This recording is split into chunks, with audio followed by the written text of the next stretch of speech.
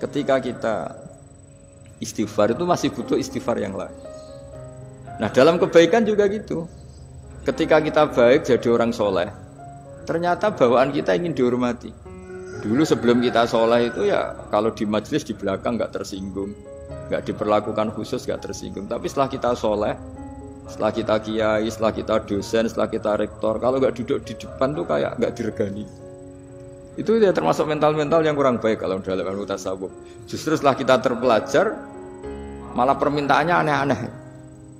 Padahal agama ini hanya mengajarkan wa ma umiru illa liya'budu wa mukhlishina lahuddin. Agama ini hanya mengajarkan kalau ingin jadi orang soleh yang ikhlas. Kalau ingin jadi dosen, ya dosen yang ikhlas. Kalau ingin jadi guru, ya guru yang ikhlas. Karena biaya ndak ikhlas itu mahal sekali. Dan kalau sudah mahal sekali ini negara bisa jebol, sistem sosial bisa jebol.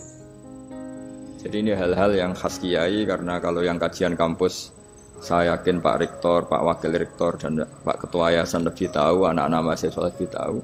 Saya kalau ngaji di kampus memang kan cerita khas pesantren karena justru ini saling melengkapi. Saya tidak berubah basi bicara ilmu khas mereka karena mereka lebih tahu. Kalau dalam bahasa Rasulullah SAW, antum a'lamu bi umuri dunyakum. Kamu lebih tahu tentang urusan yang kamu geluti. Tapi kalau urusan akhirat, urusan agama mungkin karena kita yang menekuni itu mungkin kita lebih tahu. Nah, di antara ilmu yang saya utarakan hari ini, sore ini bahwa orang soleh sendiri itu sebetulnya nanti masih ditanya sama Allah tadi.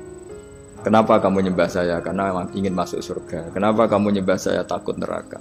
Lalu kamu tidak hormat saya, kata Allah. Ketika saya tidak bikin surga, tidak bikin neraka.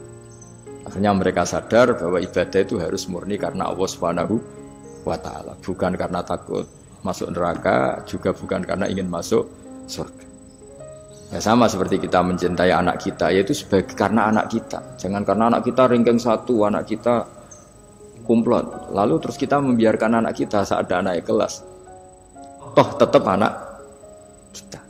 Saya mencintai suami saya karena dosen penghasilannya banyak. Lalu suatu saat kalau ada masalah di PHK atau ada masalah terus tidak suami kan.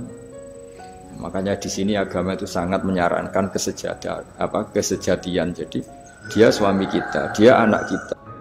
Apapun kondisinya. Nah kira-kira gitulah. Ikhlas itu kira-kira seperti itu. Jadi jangan sampai alasan-alasan yang bersifat materialistik itu yang menjadikan kita mencintai istri karena cantik, mencintai suami karena hasilnya besar. Suatu saat kalau itu berubah, kita akan masalah. Di sini agama menyarankan ikhlas. Makanya semua kitab di khazanah kita dimulai bab niat. Bab niat itu begini. Sehingga ada seorang yang tanya, kenapa ahli surga masuk surga selamanya? Padahal amalnya paling banter 80 tahun. Tetapi kenapa ahli neraka akhirnya masuk neraka sampai selamanya? Padahal kalaupun dia bejat hanya 80 tahun. Itu dijawab oleh ulama-ulama. Orang mukmin itu berkomitmen akan iman andaikan hidupnya selama-lamanya sehingga dibalas dengan masuk surga selama-lamanya. Sementara orang yang fasik yang berbuat hanya mengumbar nafsu, bayangan dia kalaupun hidup 1000 tahun ya akan begitu terus. Dan dia ketika mati dengan status dia berencana andaikan sehat maksiat terus. Karena punya rencana seperti itu diganjar neraka yang selamanya lama. Maka saya mohon niat ini juga yang harus mengilhami para rektor, para dosen. Andai kan sudah ada jabat pun tetap berkomitmen pada institusinya, pada yayasannya. Jangan kalau jabat serius, sekali tidak jabat malah ganggu. Itu nggak boleh. Harus.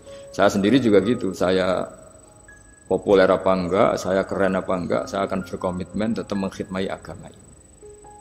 Nah, dengan seperti itu berarti sudah biniyatin solihatin, punya niat yang